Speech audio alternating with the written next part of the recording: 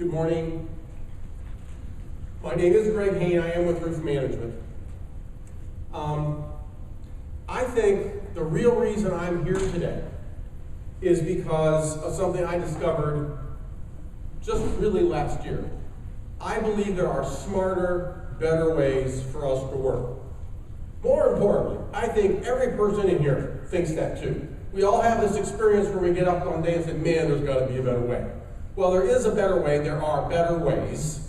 And what I uncovered last year was that whether I'm in my role as commercial roofing consultant, in my role as trainer of roofing contractor service departments, or in my role as a coach of construction executives in a formal coaching environment, the thing that gets me up and gets me going every day is helping contractors find these better, smarter ways to work and then implement those things in their organizations.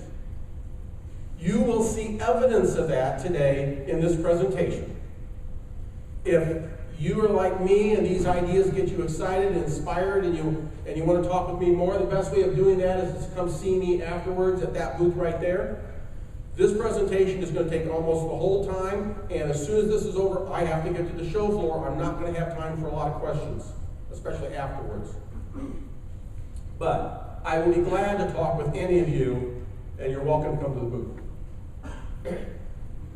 This is entitled How to Professionally Document Your Repairs. The focus of the examples are mainly on commercial roofing, but for those of you that are residential, virtually everything I'm going to be talking about with the first 3 items is very much applicable to you. The principles certainly apply in residential as well. And we're going to start with what I call the tale of 2 roofers. I am a commercial roofing consultant. I have a client that a year and a half ago merged with another REIT, and all of a sudden I had over 50 additional properties that got dumped in my lap. This was a merger, which means there was no change in ownership, which means that there was no due diligence done. I just got a stack of warranties and they said, here, take care of these. We had a property called West Side Market in a big metropolitan area, and at West Side Market, the roof was about a year and a half old when we acquired it, so we still have a contractor of record on the roof that we're stuck with. It's under warranty. I believe it was a Johns Manville roof. It was well installed. And one day we had a leak. Now, what I train my owners to do is centralized dispatch. This particular client of mine's got like 25 million square feet, and every time you have a roof leak, for virtually all the properties, the tenants call one person, and then that person is responsible for dispatching one of you to take care of the problem. When we send you a dispatch, what we do is we put together a packet that includes roof drawings of the property, if we have them, and we didn't for that property yet, and instructions on how to document your repairs and how to get paid, and we email that off. Now, because it's under warranty, we notify the manufacturer, but we still send what we're going to be providing to you along anyway, so that you know that the dispatch should be coming. And we ask for things like before and after pictures, a mark drawing, so forth and so on. And we're going to have, that's what this is all about today. And we do that. We had a leak, we dispatch the guy, and away he goes. 2 days later, I get an email from the asset manager for the property with a picture attached. He said, look at this. I pop up the picture, and it looks like somebody had walked into this tenant space, turned around, and blown water all over the inside of the storefront because there were water droplets hanging on the bottom side of the horizontal window mullions all over the whole thing. He said, what do you think? And I said, well, I don't know, but I kind of think that this is not likely to be a roof problem because apparently there's no problem with the ceiling tile. I said, I don't know. Well, I didn't know at the time because I'd never been there, because this was tilt-up concrete construction. But what I said to him was, I said, maybe there's a coping on the top that didn't encapsulate the walls, but this might be a roof thing, but I got a feeling that this could probably be maybe a window issue or a wall issue. I really don't know. But I said, I know the roofing contractor that we've sent out to do this repair, he's not the guy we want to have diagnose this problem. I got a waterproofing contractor, we'll send him. He said, fine. What I did with him is I called him on the phone, I said, go out there, find it, and fix it. And email your invoice here. I didn't ask for pictures. I didn't ask for any of that stuff. I said, just go make it go away. About 2 days later, they both had emailed their invoices in. Now, this particular dispatcher, when she gets these invoices, I review all the invoices for my clients. And what they do is they don't send me an email saying, "Dear Greg, here is an invoice from our roofing contractor for the repair that he made 3 days ago at Westside Market. Please review this and comment." They just forward them to me. So here comes the first, there's a stack of these every morning. I look at the first one is from our roofer. And she actually said something. She said, "Looks like we're going to have to replace this guy." I took one look at the invoice and I went back, "Yep." So here's the invoice. Now, for those of you in the back of the room, if you're having trouble seeing the pictures and the drawing, don't feel bad. The people in the front can't see them either because there weren't any. Now, I've had people say to me, "Oh, Greg, geez, you need to give this guy a chance. You're being harsh." I've been a roof consultant now for about 18 years, and here's something I can tell you. That in that entire 18-year period, anytime, with one exception, anytime a roofing contractor has said to me, "Well, we don't normally do that, but we'll do that for you," they have failed. And they almost always fail the very next opportunity they have to get it right, and sometimes that's literally only 2 or 3 days later. I've learned you can talk to them and talk to them and talk to them, it doesn't get done. The only exception to this was a contractor, and this was many years ago, where I said, "Where are the pictures?" And he said, "Well, we don't send them all the time." He said something important. He said, "But we should. And this is a reasonable request, and we are changing our policy as of today, and we're going to make sure everybody gets pictures going forward. Otherwise," he said, "we will mess it up for you." Smart guy. And you know who he is. This is too loud. So then the very next invoice in my pile. Too loud. Too loud? Too loud. Am I too loud? No. Okay. Oh, okay. Sorry. They voted no. So the very next invoice is from the waterproofing contractor who happens to be a roofer. And understand, we didn't send him all the paperwork. I just said, "Go fix it," didn't I? Here's what I got from him. Now, all this white space you see here is I've taken identifying information off, okay? But here I've got an invoice that describes what's going on. I've got color photos that are captioned. And down here, although you can't see this, we had no drawings. They made a drawing of the shopping center and showed us what tenant spaces they were dealing with. Now, I have a question for you. You guys are roofing contractors. You're professionals. Who do you want to hire? How many of you want to hire this guy? I'm not seeing any hands. Don't be shy if you think this is okay. Let me see. I'm not seeing any hands. How many of you think this is better? Okay. I want you to understand something very, very clearly. He found and fixed the leak the first time, and he got fired. Service is not about finding and fixing roof leaks. That is something that is a component of what you have to do in today's market. You have to do more. Yesterday, I did a presentation on a customer service workshop. It was just like this. And I made a series of recommendations on customer service for the people there. Some of you were sitting in there, but I had gone to my customer base and gotten responses from them of their biggest gripes, and one of them dealt with documentation. And we didn't spend much time on that because we're going to spend a whole day on it today, because the reality is, most of the time when you have customer service problems, it's because your documentation didn't cut the mustard.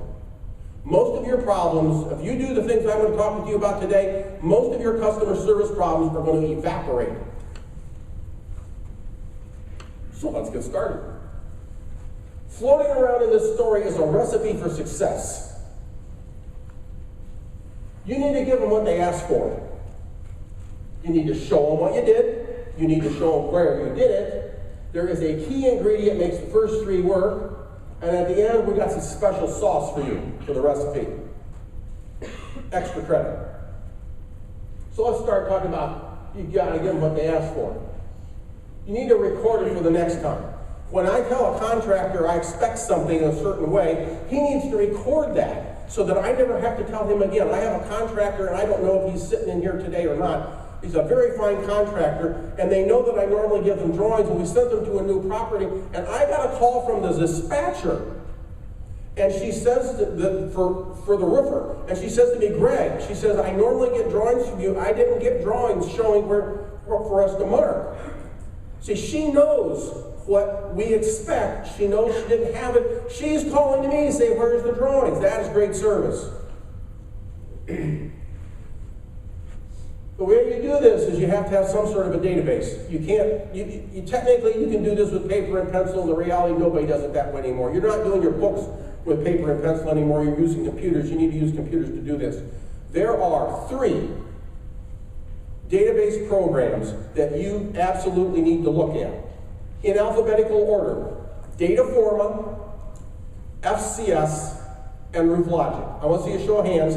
How many of you are using something like that? Everybody else look around, okay?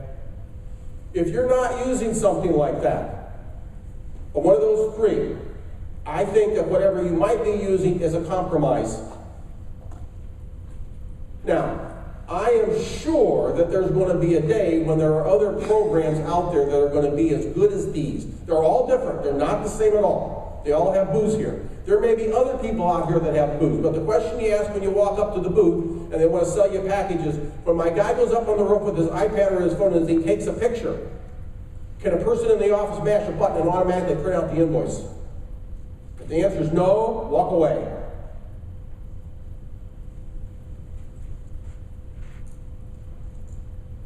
So you need to record what they asked for. You need to show them what you did. Yep, this is where we talk about picture taking. What you're going to see is, and you've walked in here understanding documentation is about picture taking, and it is, but there's a lot more to documentation than just picture taking. But we're going to start with that. And we're going to start with talking about Johnny and heat gun. You get a new job. You've been busy, you put together a new crew, you hire some people off the street, and one of them's Johnny and his brother. It's a big TPO job, you send him out there, and the foreman walks over to him and says, you know, Johnny's brother, I know that you guys have never worked on roofs before, so what we're going to do today is we're going to start you with the real easy part. He says to Johnny's brother, he said, what I'm going to have you do is I'm going to have you run the robot. Because all you need to do is turn this thing on and stick it under the seam, and you just walk along like this. It doesn't take a lot of brains to do this, and we seam up the roof. And then to Johnny, he said, now this thing here, this is a Leister gun. And all you have to do to make this work is turn it around and push the button, and that turns it on, and you turn it up to about 8. You stick it between the TPO that you want to weld, and you just roll it like this, and you seam it. Nothing to it. I see people smiling, okay? That's always happens, and I don't understand why. You mean this isn't a good idea? No? So, can we all agree that if you do something like that, that's probably not going to turn out to be a good roof? Okay. So just because somebody can turn on a Leister gun and turn the thing up to 8 means they don't know how to heat weld. What makes you think that somebody can turn on a camera and push a shutter button that means they know how to take pictures? What I will tell you as a roof consultant that takes thousands and thousands of pictures a year and who knows how to heat weld, it's a lot harder taking good pictures. You need to train them. How many of you train your people to take pictures? Good. Now, what I want to talk with you about in terms of training people to take pictures, and there's a piece of this that everybody misses. And when it comes to picture taking, what I'm going to tell you right now may be the most important thing you hear all day. Because if you don't do this, it's not going to work nearly as well as if you do. You need to give them feedback. The pictures come in, somebody needs to look at the pictures. They need to sit down with the guys and say, this is crap. And they need to show them why it's bad. And you need to tell them what they need to do better. Finally, I'm assuming most of you have two-man crews. So the first guy is the foreman, and anybody, what do you call the guy that goes along with him? Helper. There, that's right, okay. No. I was at dinner last night with a very progressive roofing contractor, a brilliant guy. And he made an observation that I want to share with you. He said, the roofing industry is a certain type of technology, but he said, we have a second technology that we have to deal with today, and it's software and hardware, computers. The second guy is not the helper. Who here wants to be hired as a helper? Okay. This is the documentation expert. This is the photographer. And the person that you send up on the roof with the foreman. If the foreman isn't any good at it, and a lot of them aren't, I got that. This is the guy you hire and train because he knows how to take pictures. And whenever contractors come to me at my booth and they want to see if I know what I'm doing before they hire me to come in, they always want to test me. And they almost always ask me the same question. They say, you know, if we wanted to hire a salesman, should we hire a roofer and teach him how to sell? Or should we find somebody that can sell and teach him the roofing part? And they think this is a difficult question. The answer is you find people that can sell and you teach them the roofing part. What I told customer service people the other day is you find people that are good at service, customer service, and you teach them the roofing part.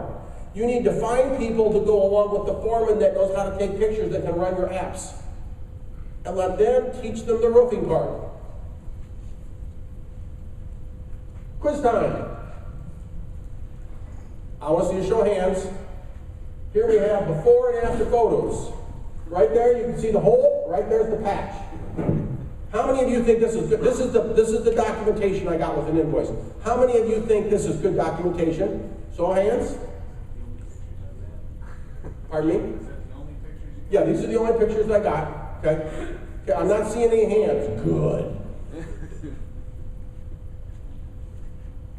All right, here's a couple other examples that I get that make me scratch my head. So if you don't know what this is the inside of a riser room in a shopping center. And that up there is the roof hatch. There's the ladder. And now down here under corrective action, and I'll talk about what that means in a minute, right, is tied off to pull bucket up. And they have tied spelled wrong. What does this have to do with fixing a roof leak? When I see stuff like this, I understand that you guys have not trained your people to use their apps. And then that makes me wonder, and I can guarantee you that it makes my clients wonder if you have also trained your people properly to fix them, the leaks. When you turn in stuff like this, you make yourself look bad. And if you can't spell, people notice.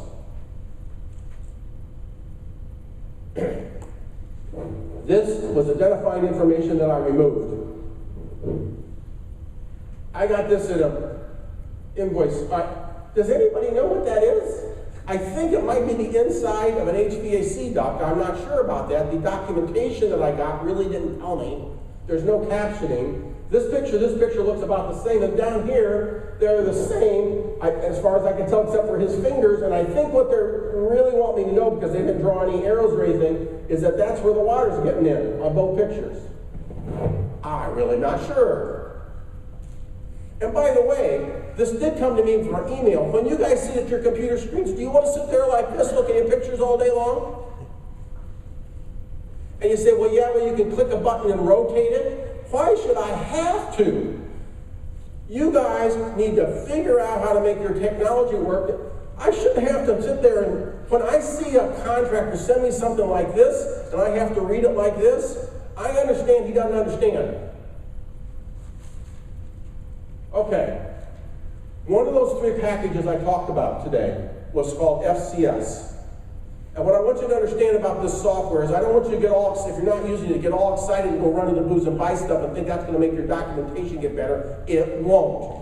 If your guys are taking crappy pictures before you get this stuff, they're going to be taking crappy pictures afterwards. This is a tool, just like a heat gun, and just because you can turn it on and turn the thing up to 8 doesn't mean you know how to heat well. And same thing with this stuff.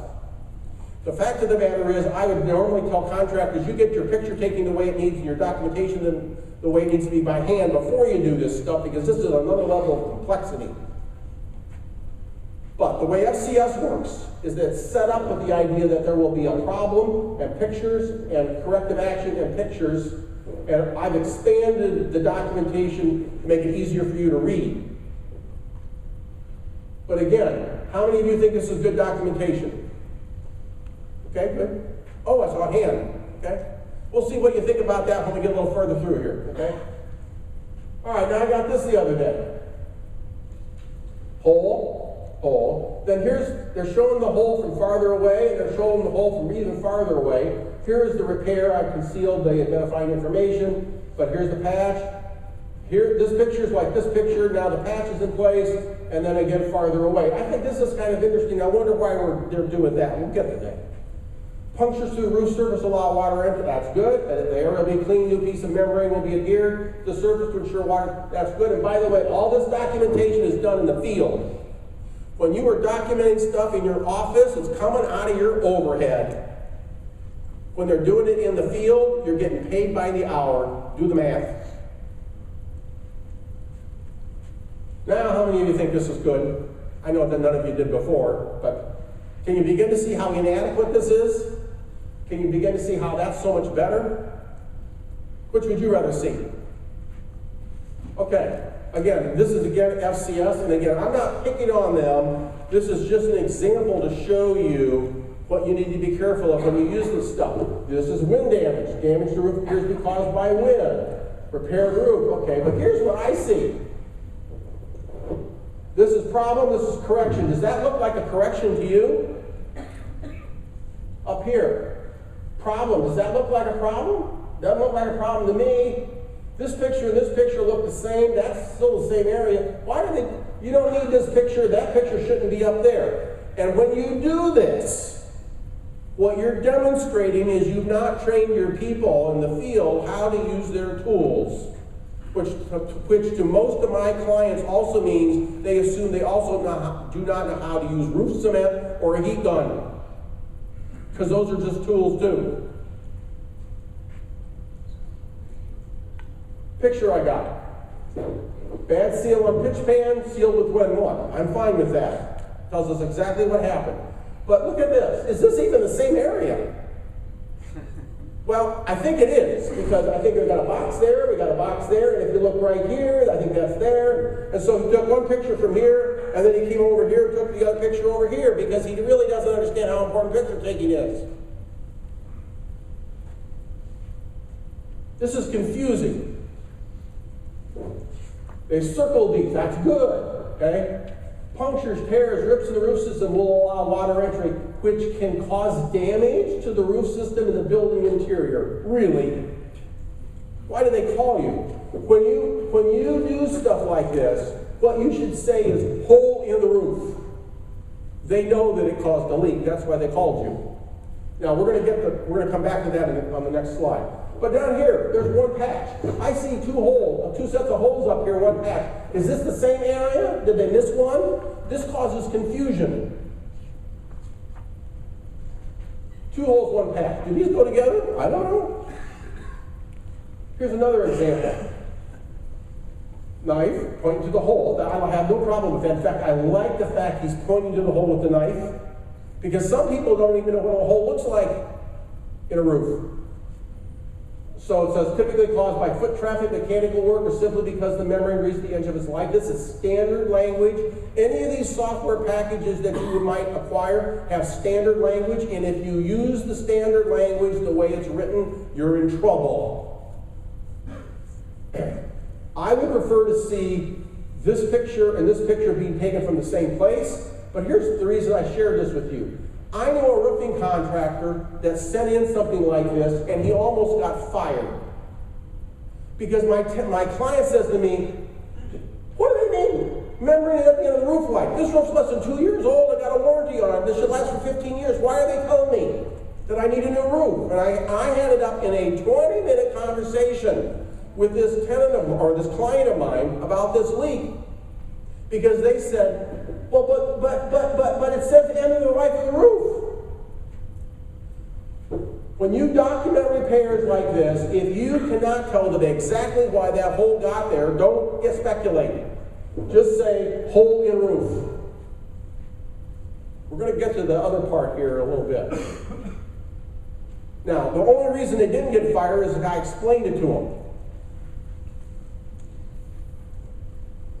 Your library language must be precise. So let's look at some good stuff.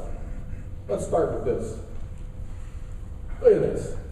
You look at the pitch pan and you can see why the pitch pan is leaking. And he's taking a picture farther away before the repair was made. Here, he's taken this picture from almost exactly the same place as this picture, and you can see the portable sealer, And if you look here, you can even see this is white and that's black, and you can tell it's the same unit, got a roof hatch back there. This is outstanding picture taking. In fact, it's almost perfect. Before and after taken from the same place. This is spectacular good. Okay, this is a different app. This could be RoofLogic, it could be Dataforma, it could be something else. Can't tell from this. But they're showing you, okay, here we are inside, here's the stained ceiling tile. We go up on the roof and we find two holes. They've drawn these arrows. They put a patch on it. Now, I would prefer that these two pictures be taken such that if you're going to see this patch here, you'd see it here. But I do know, Frank, I see that's right there. I understand that that's the same. I also know who the contractor was, and I know that they do a very good job of documentation. Moving on, broken P-trap. They got an arrow pointing to where the crack was. And then on the next photo, they show up caulked. This is fabulous. It tells a story, doesn't it?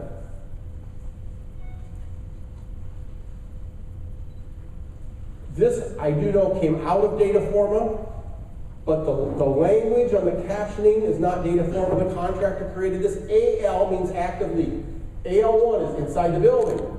Previous repair made. Up close to the problem, we fixed it, up close to the repair. AL2, you can see the electrical going through the pan on the wet side of the HVAC unit, and now it's called AL leak 3, electrical line not sealed, and line sealed. Before, after. Fabulous picture taking. All the documentation can be done in the field. None of it's done in the office, or has to be. Look at this. Delaminated patch. They have a hand showing the cleaning, showing the primer, showing the membrane being rolled, seeing the lap caulk put on, completed repair. Here we have before, during, and after pics. And this particular contractor does this on every single invoice he does, and this is spectacular, and my clients love it.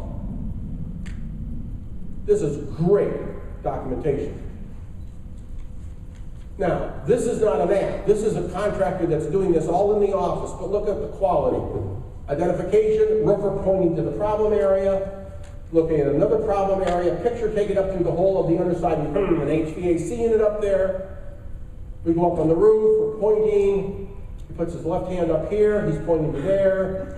There's the repair, and I've blocked out identifying information here. All right, now he's pointing inside the mechanical unit of area 2. There's the problem, he cleans the thing off, he patches. This is spectacular documentation. The problem with this is it takes him forever to get us an invoice. But this is beautiful documentation, and we love it. So, summary of photo taking. Before, during, and after pictures taken from the same locations. Best practice is during pictures too. Caption photos, telling them what you're doing. If you're not giving us text, you're not really documenting completely. Numbered photos, I'm going to come back to that in just a second. If using a database library caption photos, make sure the language is precise. If using something like FCS, make sure the problem photos only show problems and the correction photos only show corrections. Photos should tell a story. And again, database software has a role in this because you can walk up on the roof, you can take the pictures, you can caption it up there, and you can instantly send it. You can literally instantly send an invoice. I want to come back to numbering photos. Most of the stuff I get in PDF I never printed out, but some people still print stuff out. Why do you all make me say to somebody, I want you to go to the 3rd page of pictures, the 2nd row, the right column, and look at that picture? Why don't you simply have a template set up of numbers so I can say, go to photo 14? What happens when they print this stuff out and there's no numbers and it drops on the floor? And now they pick it up. Now the pictures aren't in the right order. If you're using an app like Dataforma or RoofLogic where you have the ability to customize it, put photos and put numbers in the corners so you can say, go to photo 3. Little things like that make a gigantic difference in the usability of your data that you're giving to a client. And clients notice it when they get stuff like this versus just a picture. Now, Which HVAC unit on the roof? There are 10 of them. Has the problem with P-trap. This contractor helped me out. He had a drawing and he marked it. Because when we go up on a roof, as a consultant for our client, we make drawings and we send them out to the roofers. He's showing me which side of it's on. I said, there's 10 of them up there. He said, 2 holes in membrane, broken P-trap. This is outstanding documentation. That coupled with the pictures, I know exactly where it is. Is this making sense? Let's go on to you need to show them where you did it. You get a call from a grocery store. Actually, you don't get a call from the grocery store. You get a call from the grocery store's corporate office saying, I got a leak in the bread aisle. So you go out there, and this is a true story. I had a client call me one day about this. He said, I'm getting ready to send the roofer out there for the 4th time. Now, we had a little conversation later on about why it took him 4 times before he called me. But putting that aside, I said, okay, when he sent in the drawing showing where the repairs were made, what did it show? He said, well, they didn't do that. And I said, okay, what did the pictures show? He said, well, they didn't say any pictures either. And this was some time ago. We rarely get invoices without pictures now. But let's pretend that when the roofer went out there the first 3 times that he actually did mark on a drawing where the repairs were made. And we superimpose all 3 of those on one drawing. It looks like, whoops, sorry. Looks like this, 3 X's. Without commenting about what that might or might not mean, consider the idea that you have this instead. You know, in the first case, somebody's missing something. In the second case, maybe we made 3 different repairs, and the problem's the whole wall. So, bread aisle leak. Bread aisle is 180 feet long in this grocery store. They're going out there for the 3rd time. The client's freaking out saying, hey, blah, blah, blah, blah, blah. You know, well, you don't have pictures. You don't know what's going on. They spent a pile of money and they don't have any clue because they didn't get any pictures or any drawing. Simply having a drawing can begin to give you clues what's going on without any pictures. Now, how many of you think this is good documentation when that's all you get? Can you begin to see why this is so much better? Because what they're doing with their picture taking is they're also showing you where these repairs were made. This is really good stuff. By the way, the contractor that's doing this, sitting in this room, because he knows he can learn more. Or this. Now, or that, with that, or that. So I have a question. How close is this to the rooftop equipment? So I got this documentation from a contractor in Houston, Texas earlier this year. And look at this. This is my drawing, but they marked on there all the X's around this. They said 2 feet around AC. Here they say, oh, this stuff over here is 20 feet from the AC. Why is this important? The reason this is important is because if that hole is this far away from the filter door, your $400, $50 invoice is going to get turned around and sent to that tenant and said, your HVAC guy punched a hole in this roof. And you became free and well-liked. This is the front page of an FCS invoice. I have removed the identifying information from the contractor who may be sitting in this room, and he's actually a very good contractor. But one of the challenges that you have when you use FCS is the fact that they give you the ability to document the location of the repair as part of the process, which is fabulous. And then what virtually every contractor that uses FCS does is they take this gigantic shopping center and jam it down into this little box. That little white speck that you can see up there, and by the way, at the back, if you can't see it too well, don't worry. If you have a paper in front of you, you still can't see it too well. But right up there, that's a 40,000 square foot roof. And that little green dot up there is a geo-reference from where the pictures were taken.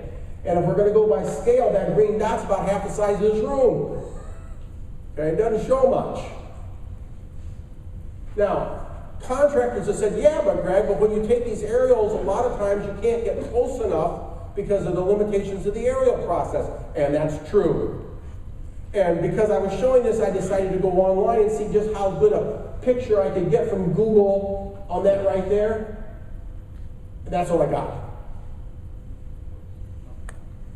So, but I want to see when that invoice comes in, I just want to see the roof. I don't want to see the whole darn shopping center. I just want to see the roof that you worked on. Can you look up how much information you have here? You can see the drains. You can see all the equipment. You can see the condensate lines are flopping around in the roof. You got a lot of information out of this picture. Versus that. Now, shifting gears, for those of you that are not using apps, this is a stamping plant in northern Michigan. That's 800 feet, so this is 1,000 feet long. You jam that into FCS or it's hard, it doesn't work well. So what this contractor does, no apps, they go up there, they make a Google Earth, and there's nothing wrong with this, by the way. In fact, I think it's outstanding. But if you go up there, here's A and then there's a bunch of numbers. Here's E and a bunch of numbers. B1. What is this? All right. So when you look at the photos, it looks like this. So in that A area, here's A1, here's A2. So look at A3. They show an area, they show the knife sticking in, and a computer repair. Before, after. They're using number boards. So they simply take and put out what it is, and they set it like this as part of their picture taking process. I've seen people get house numbers that you can buy at the hardware store and use it. Works great. If you would like to have access to the PDF that generated these, take your calling card, flip it over, and write number board on it, and hand it to me before I walk out this door at 11 o'clock, and I'll get an email to you, and we'll make sure you get a copy of this PDF. All this documentation is done in the field. They don't caption the photos, but we've got before and after photos. This is good documentation. I'd like to see bigger pictures, but that's good documentation. So if we want to locate where the drawing is, what if you don't have a consultant that's sending you a pretty drawing, or what if you don't have a Google area? So make a drawing. And if we're going to talk about drawings, let's talk about how not to make roof drawings. This is a real-life shopping center in Hurst, Texas. You've got a roof here, roof here, roof here. I had a contractor go up on this one day and make a roof drawing for me. This is a copy of the drawing. Now, I have a question for you. Looking at this drawing, where's the front of the shopping center? Where's the side of the shopping center? Which roof is this? How many HVAC? Where is this? Anyone want to guess? It's right here. So this guy has been instructed by his boss that when he goes up on the roof, he has to make a drawing. Now, by the way, we provided with them drawing. Why they didn't actually mark the drawing we gave them, I don't know. Actually, I do know. It's because they're not well enough organized in the office to give people that have special requirements special attention. That's why. But the reality is, you can still go up and make a drawing. Well, what needs to happen is, the field tech needs to understand why they're making a drawing, and here's the bottom line. Can you take the documentation that you have produced and give it to your admin, have her go out there, have somebody put a ladder up for her, have her march up the roof and walk right to the repair if she can't, it's not good enough. This is same guy that uses these number boards. This is the drawing I got from him one day of a roof on a Kroger store in Michigan. And notice, for instance, here is, he's got A1, here's A2. He's even marking which corner of the curb he repaired. And then what they do is they go back and they make a CAD drawing of this, the whole roof. You know, I mean, they didn't do anything over here, but they do the whole roof. They make a CAD drawing of it. Every time their guys go out, they send along a CAD drawing and mark it. You need to give feedback. They need to understand why they're making a drawing, and if you get a drawing like I showed you that contractor made, you need to say, no, this isn't good enough. Here's why. Where's the front? How would I know? Teach them. How many of you want to find ways to differentiate yourself in the marketplace from your competitors? Yeah, I should have all hands up for that. There is a key ingredient to documentation that makes all of this work, and if you don't do this, it takes away the value of your great documentation. And to understand this, we need to have a conversation about going to the grocery store. You guys are all gonna be here, I assume, until Friday sometime, and then we're all gonna be dispersing. And maybe you're gonna leave Friday, maybe you're gonna leave Saturday morning. I'm assuming many of you are gonna get on airplanes, but you're rolling into town. And as you're rolling into town, you call your significant other, your spouse, or whomever, and say, hi, honey, or whatever, I'm on my way in. They say to you, well, when you're coming, I want you to stop at the grocery store. And what I want you to do is I want you to pick up for me a few items that she gives you, or he gives you, or whatever it is, a list. A list for us guys that you can actually handle. And so you walk in there and you go through there and you magically able to find everything that you've been instructed to get without having to ask anybody for help. You walk up to the checkout and they take everything that you've done, they put it in a box and they say, here is your claim check, sir. Wait time for your invoice is 3 hours. Now, Gary, I know this gentleman, his name's Gary Harvey. He's got a great service department. Gary, let me ask you a question. When they give you the check, is that okay, 3 hours? Absolutely not. Absolutely not. All right, so here's the thing. What they're expecting you to do is you just go down to the Starbucks and you get a coffee and you pick up a newspaper and you just wait for the 3 hours. Is there anybody here who thinks that's a good idea? I was telling my daughter about this the other day and her face is screwing up. She goes, what are you talking about? Do you think that would be bad service? Who here thinks that'd be horrible to have to deal with? Okay. Let me tell you something. Your customers would love you if you were this good. And most of you aren't. When you walk down a ladder at the end of a repair, at that moment, your repair crew has everything that they're ever going to know about that repair. Their pictures are taken, their paperwork should be done, and there's absolutely no reason in today's market that you should not be able to give them an itemized invoice on the spot, just like it happens at the grocery store. You walk up there, you put the food on the belt, and some pimply-faced kid that's not graduated from high school yet can give you an itemized invoice. You should be doing that too. Now, can you understand that the only way a grocery store could get away with that nonsense is if every other grocery store in the country was as bad as that? And what are all of you going to do when you find out there's a grocery store that doesn't make you wait 3 hours to pick up your beer? Where are you going to go shop? You're going to make a beeline for that place, aren't you? You want to distinguish yourself in the marketplace? You want to show everybody how much better you are than everybody else? This is a way to do it. The key is to get them out fast. Ideally, it should be immediately, absolutely positively within 24 hours for sure. I want you to hear that. I'm saying this respectfully, but if you're not getting your invoices out within 24 hours, you are killing yourselves in the marketplace.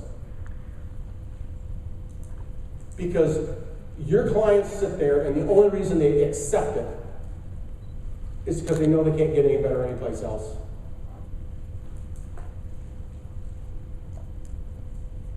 Special sauce time.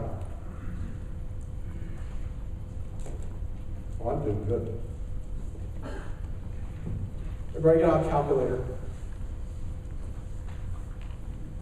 I have a math problem for you to work. When you find out what this number represents, you're going to immediately want to know, please pull out your calculator. This is the special sauce. This is extra credit. This is something that's coming.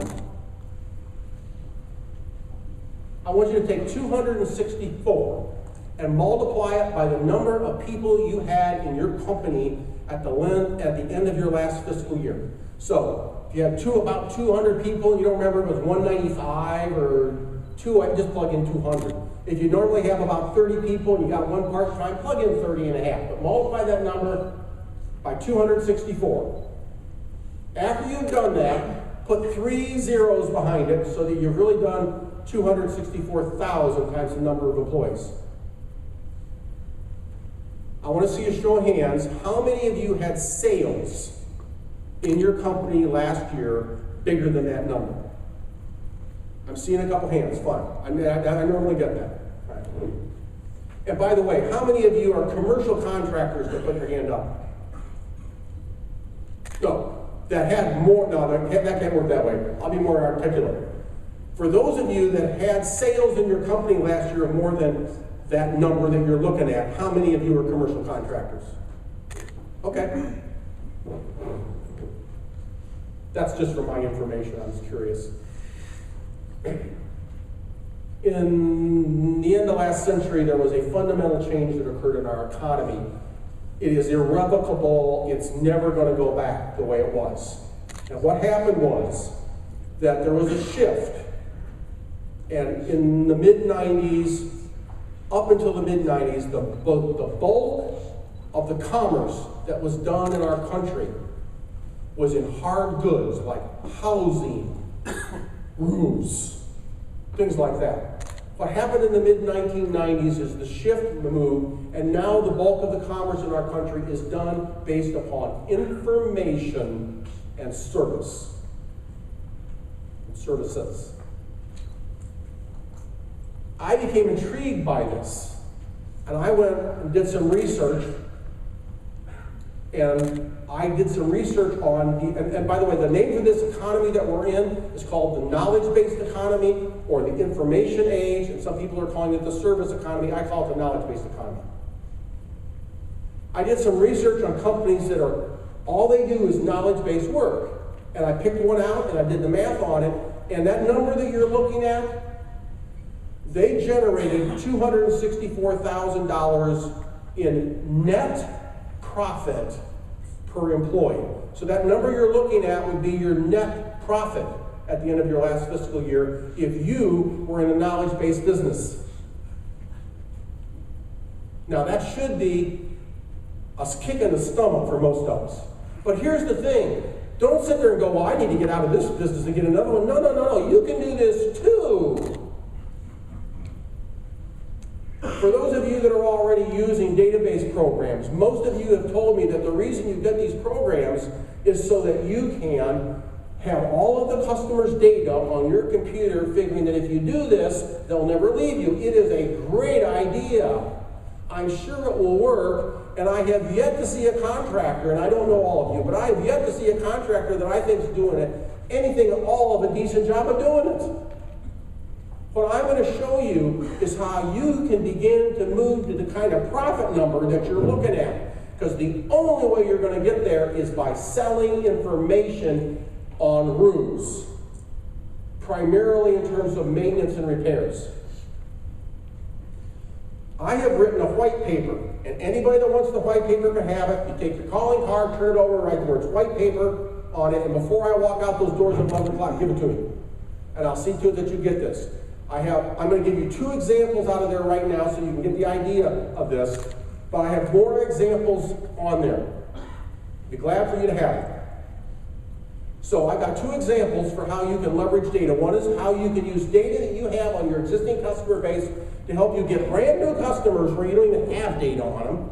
And the second is how you can get more work out of your existing customers based upon the data that you have on them. So the first example is a new prospect. So you're sitting in a sales, you got your sales hat on, and you're in this role where you go meet somebody, and this is a client that you'd like to do work for. They got lots of buildings and lots of roofs, and they're big roofs, and you're sitting down and you find out who the roofing contractor is, and when you find out, oh, he's a good contractor like you. And the fact of the matter is, when it comes to service, although you would never say this out loud, he's better than you. Now, how are you going to get the business? What you going to do? Cut your price? Oh, how original. Not that a roofing contractor would ever do something like that. I'm going to suggest that there's a better way. You sit down with him, and you find this out, and he said, oh, that's a fine contractor. I'm curious. What's your recovery rate on invoices? Now, I want to see a question. I want to see a hands. How many of you know what recovery is? Okay, I'm seeing some hands. Good. So recovery is the portion of your invoice that the customer gets to pass on to somebody else to pay. Classic example of this, you walk up on the roof, take the door off the HVAC unit, sure enough, it's frozen up like a popsicle. You can't fix it. You put the door back on, but you're still sending him a bill for $450. If you've done your documentation the way I'm talking to you about it, they can turn around and take that and send it to the tenant and say, you can pay this because you're responsible for the HVAC equipment. That's recovery. I had a client last year, and the last time I checked, they were on track to recover $100,000 from tenants. This is real money. I don't think they paid me that much money last year. I was free. So, you ask them what their recovery rate is. Now, they may know and they may not know. Well, then what you say to them is, how much did your roofer recover for you?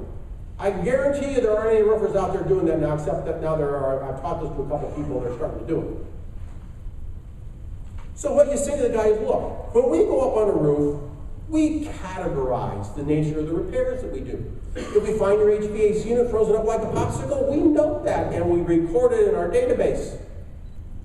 If we find there's a puncture in the roof that's this far away from the HVAC door, we know that the HVAC tech did that, and we indicate that, and we will document that in a way so that we know it's recoverable. If the puncture's way over there someplace, not here, okay, we can't do that. So we categorize the nature of the repairs. If we're up on the roof and we're doing things like filling pitch pans, caulking rain collars, caulking termination bars, those are things that lend themselves to preventive maintenance. We categorize those. We categorize everything. So what we did is we sit down periodically and we run a report and look at how all this is playing out for individual rooms and for all of our customers. And what we discovered is last year, or the last time we ran the report, we were on pace for our customers to be able to recover 38% of the invoices we charge them. In other words, if you're sending them out an invoice for $100,000, they get to pass $38,000 on to somebody else. Do you think that might get their attention? What's that going to do to this conversation that you normally have where he says to you, well, you want to charge me $75 an hour, but he's only charging me $72.50. Those conversations go away. Does this make sense? Okay. You have an existing customer. Now, what I want you to hear about this is that if, in fact, he calls you on the roof, or calls you to discuss the roof, he initiates the conversation, you have failed. You have all this data on your computer about his roofs, your guys are on the roofs, he isn't, and he's calling you because he understands what's going on up there financially better than you. That's a problem for you. The reason you have this database software is so you know more about what's going on up there, not only in terms of the mechanics of the roof issues, but financially, data-wise. So you call him on the phone, and you say, are you aware that at your shopping center you spent $8,000 so far this year? And maybe he knows or maybe he doesn't. Okay. So I'd like to talk with you about it. You make an appointment to go in and see him because you do this face-to-face. You don't do this over the phone.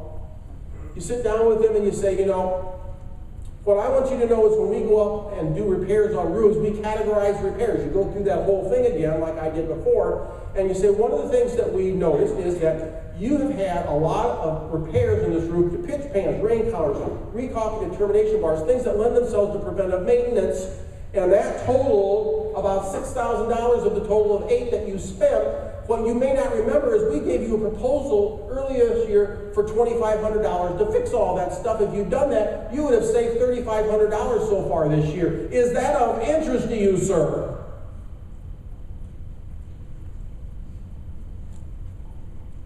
Would you like to see how we can help you do similar kinds of savings on your other properties, sir? What do you think he's going to say? The way you sell preventive maintenance is to show them how much money they can save, how much it will cost them if they're not doing this. And by categorizing your repairs, you can prove to them how much money they're wasting on their own roofs.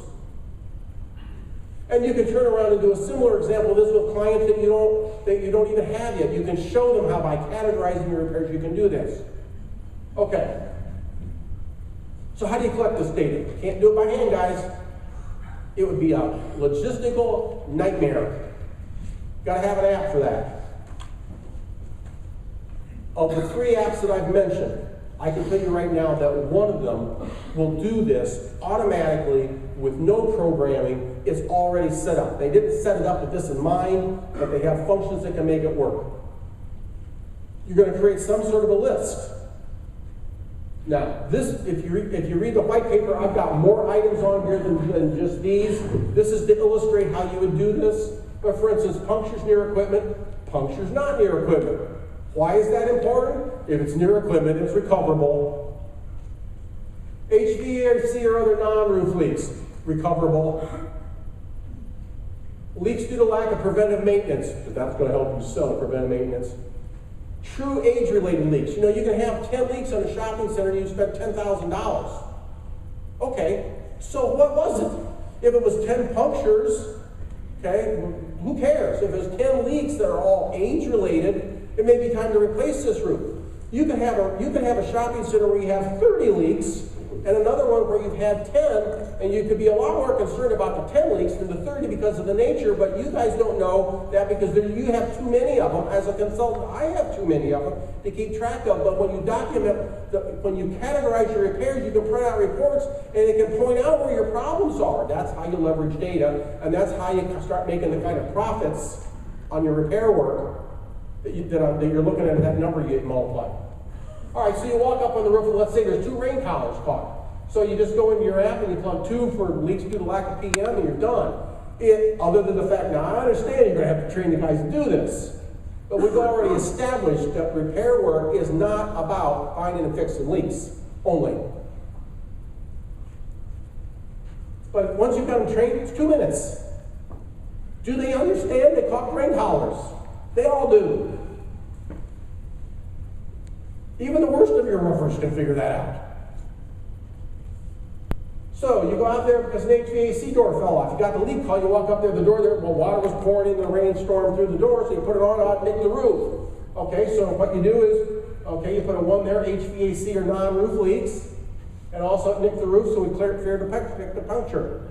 And then you let the app go through and you add all this stuff up periodically and you categorize it and you generate reports. And you can make this look any way you want. Categorizing repairs helps both you and your customer. It's truly win-win. And in the world that we are living, this is not only coming, but down the road, if you're not doing this, you won't be in business. As a roofing consultant, I will tell you that if I can populate a bidders list with roofing contractors that are doing service work for us and doing a good job, those are the only people that get a shot at it. Coming back to this original story, for those of you that really aren't interested in service, and I kind of doubt that because you wouldn't be here, but maybe you have bosses that really don't care about service, I have, in this town, I have a project this year that's budgeted at $650,000. Guess which contractor isn't even going to be on the bidders list? This guy's also a roofer. He helped me prepare the estimates.